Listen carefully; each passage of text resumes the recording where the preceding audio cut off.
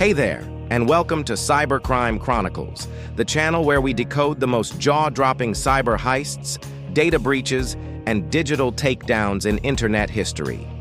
If you're fascinated by hackers, Bitcoin, dark web mysteries, and the high-stakes world of cybercrime, you've just found your new favorite rabbit hole. Be sure to subscribe and turn on notifications so you never miss an episode. Every week, we uncover a new digital crime story, and trust me, they're getting crazier by the day. Now let's step into the shadows. In 2011, the internet's underworld gave birth to a new empire. Not on the surface web, not on Google, but deep in the encrypted back alleys of the Tor network. It was called Silk Road, a dark web marketplace where drugs, weapons, fake documents, and hacking services were traded for Bitcoin. No borders, no names, just cryptographic keys and a whole lot of risk. At the center of it all was a man named Ross Ulbricht, who styled himself as the Dread Pirate Roberts. A libertarian idealist or a digital drug lord? He built a billion-dollar black market, and soon the vultures came circling. Hackers, corrupt agents, and opportunists who saw Silk Road not as a threat, but as the perfect score. This is the story of the Silk Road Bitcoin heist. A tale of betrayal, greed, government corruption, and one of the biggest crypto thefts the world has ever seen. So, what was the Silk Road?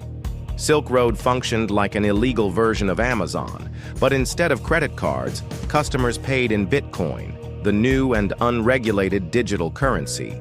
Ulbricht's philosophy? Total freedom. No government. No rules. He believed that if people wanted to buy drugs, they should be able to, anonymously, securely, and without judgment. And people did. By 2013, Silk Road had facilitated over $1.2 billion in transactions and had nearly 1 million users. Everything from heroin to hacking services was just a few clicks away if you knew where to look. But the wild success brought heat. Law enforcement agencies around the world had taken notice. So had criminals. And what was the target? A mountain of digital gold. At the heart of Silk Road's success and vulnerability was Bitcoin. All transactions on the site were paid in BTC. Users held balances in on-platform wallets. Sellers accumulated huge stores of crypto, and Ulbricht himself kept the master keys. But there was a problem. Silk Road's code wasn't bulletproof, and neither were its employees. There were security gaps, logic flaws in the withdrawal system, and very little in the way of audits or protection from insider threats. This wasn't just a platform. It was a massive digital vault, barely locked, and some people had the keys. The heist begins with corrupt cops and exploited code. As Silk Road grew, so did the federal task forces investigating it. That's where DEA agent Karl Mark Force IV and Secret Service agent Sean Bridges come in. Both were embedded in the investigation, both gained access to sensitive information, and both went rogue. Force used fake identities to extort Ulbricht directly, at one point pretending to be a hitman for hire. Bridges stole credentials and funneled hundreds of thousands in Bitcoin to his personal wallets. They were caught later, but their betrayals blurred the line between criminal and cop. Enter James Zhong, the billion-dollar glitch. In 2012, a little-known computer science student named James Zhong discovered a devastating flaw in Silk Road's system. Here's how it worked. He created fake vendor accounts. He deposited a small amount of Bitcoin.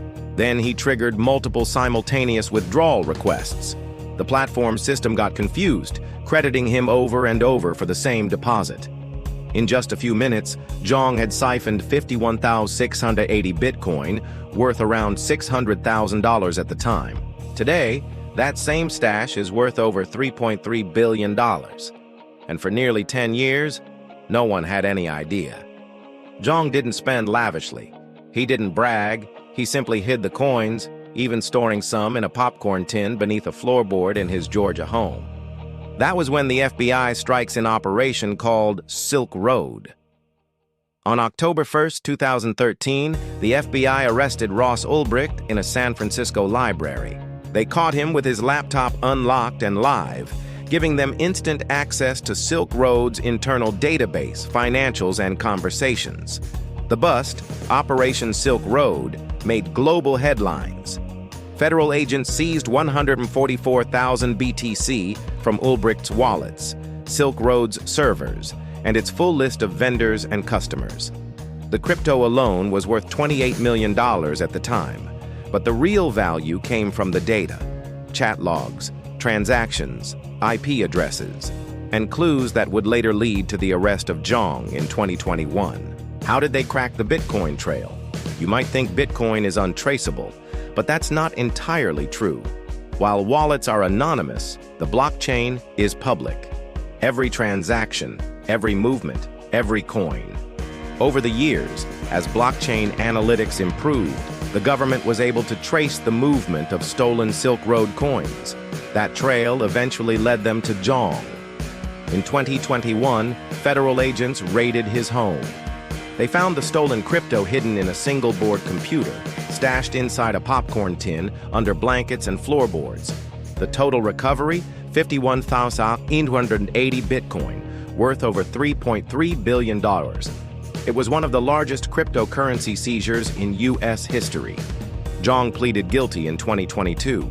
In 2023, he was sentenced to just 1 year and 1 day in prison. Ross Ulbricht wasn't so lucky. In 2015, he was convicted on 7 counts, including conspiracy to traffic narcotics, money laundering, and computer hacking. And he received 2 life sentences, plus 40 years. No parole, no possibility of release. His supporters call the sentence excessive and politically motivated.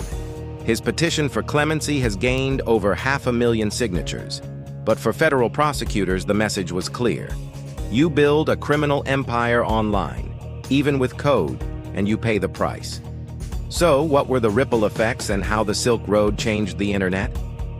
The Silk Road case sent shockwaves through cybersecurity circles, the cryptocurrency community, government regulation agencies.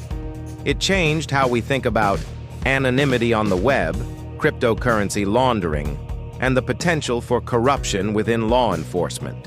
Governments began investing in blockchain analysis tools. Crypto exchanges introduced stricter KYC and AML policies, and cybercrime task forces exploded in size and funding. In many ways, Silk Road walked so modern crypto scams could run. The question is, what were the key lessons from the heist? Here's what this digital crime saga teaches us. Even Bitcoin isn't immune from tracing, the blockchain remembers. Crypto security is as much about trust as it is about tech. The biggest threats are often insiders, not hackers. Even billion-dollar thefts can stay hidden for a decade. And perhaps most importantly, you can shut down a platform. You can arrest its founder, but you can't put the genie of decentralized finance back in the bottle. The Silk Road was more than a crime scene. It was a social experiment, a symbol of freedom to some, a nightmare of lawlessness to others. It revealed how powerfully technology can disrupt and how easily it can be corrupted.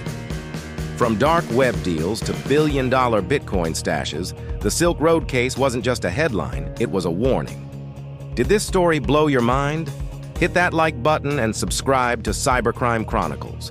What do you think? Was Ross Ulbricht a dangerous criminal or a visionary crushed by the system? Drop your thoughts in the comments below. And don't miss our next episode. We're diving into another billion-dollar breach you've definitely heard about. Until then, stay curious, stay safe, and stay encrypted.